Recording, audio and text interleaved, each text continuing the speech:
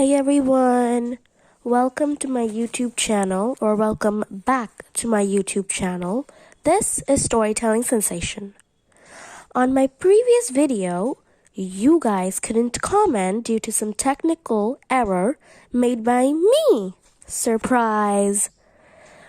But I will try my best to resolve this issue.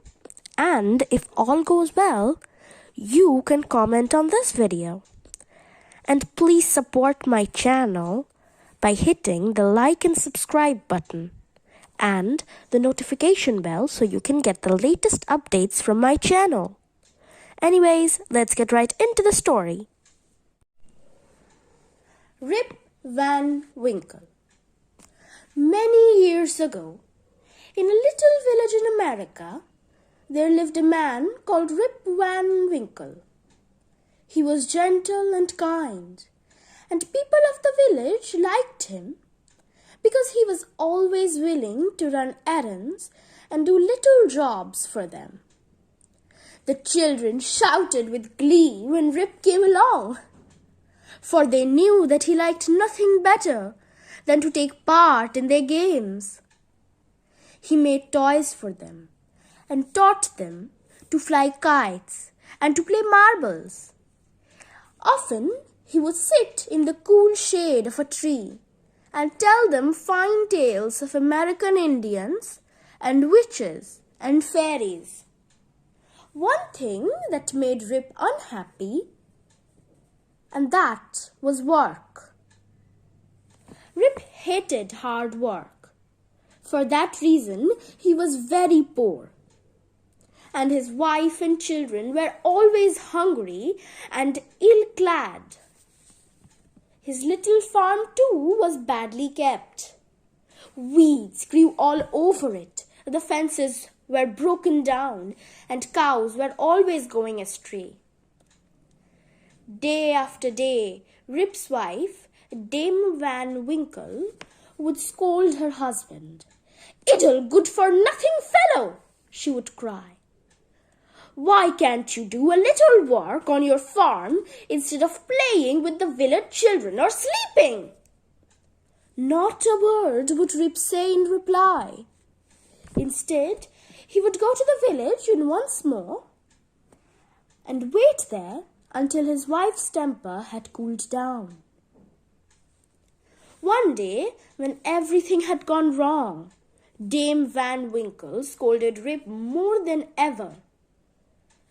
This time, her husband did not go to the village as usual. Taking his gun upon his shoulder and calling his faithful dog Wolf to go with him, he set off to wander among the woods and hills.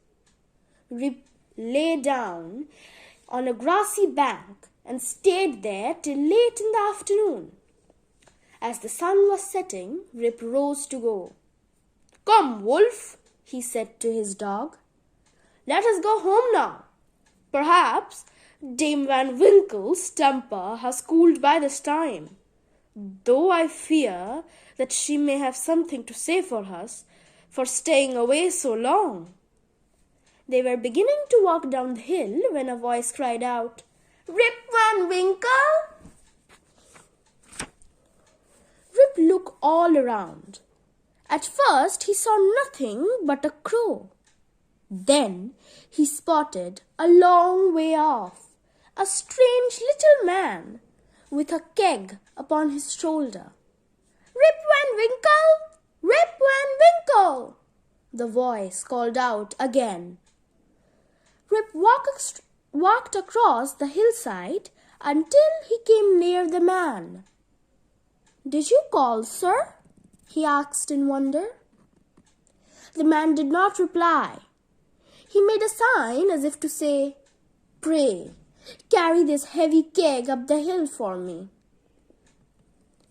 Now Rip, though he was idle in his own home and did not care for hard work, was always ready to help other people.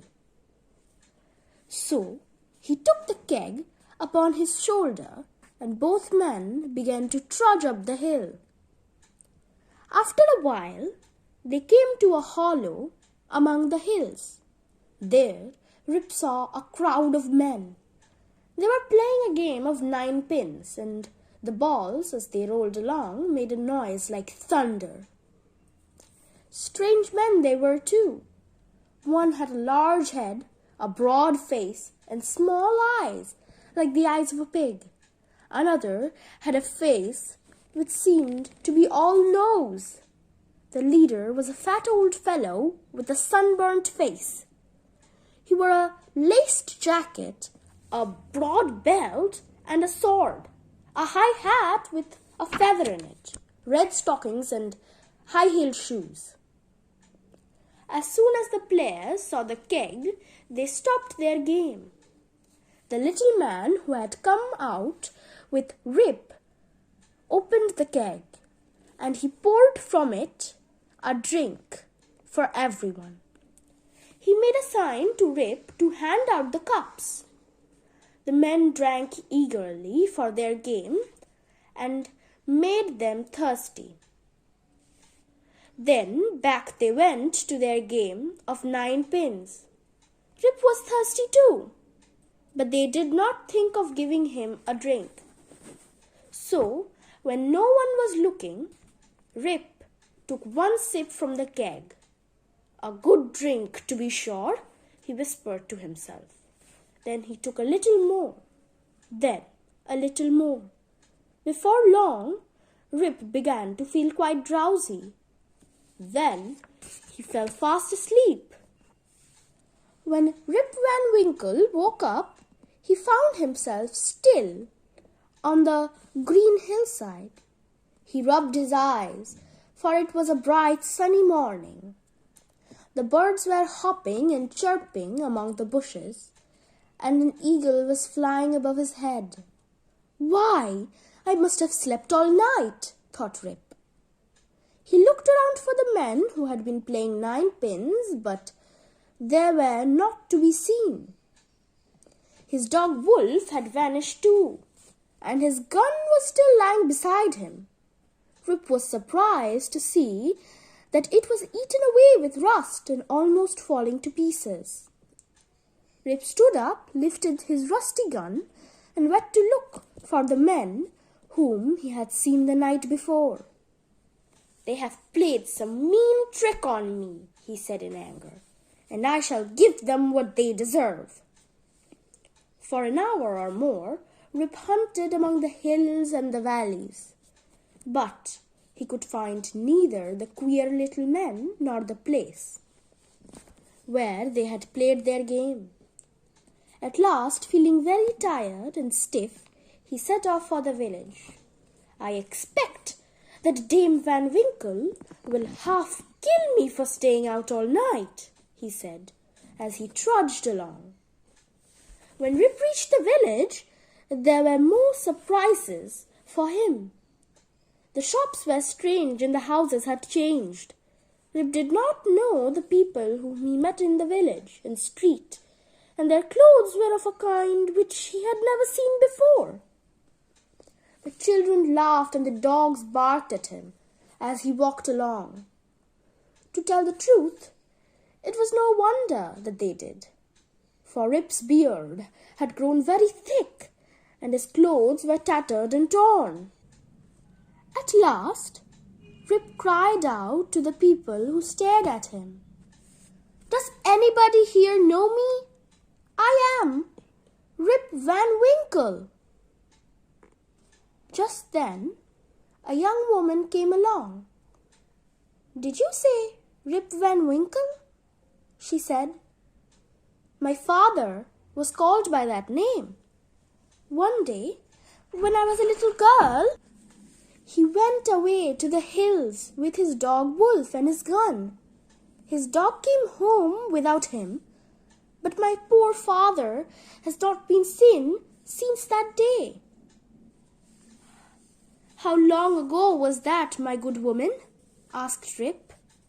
"Full 20 years ago," she answered. 20 years? cried Rip. "Then I must have slept for 20 years on the hillside, though it seemed but one night to me." I am your father, Rip Van Winkle, he cried to the young woman.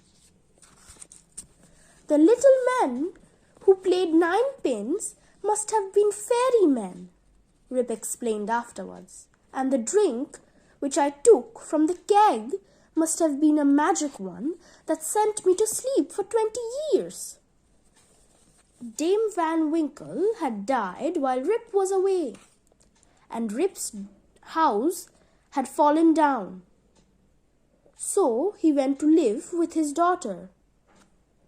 The rest of his days he spent in peace, telling stories to the village children, and we may be sure that they were better stories than ever. Do you think those queer men were fairy men? If you don't, tell us in the comment section who they are.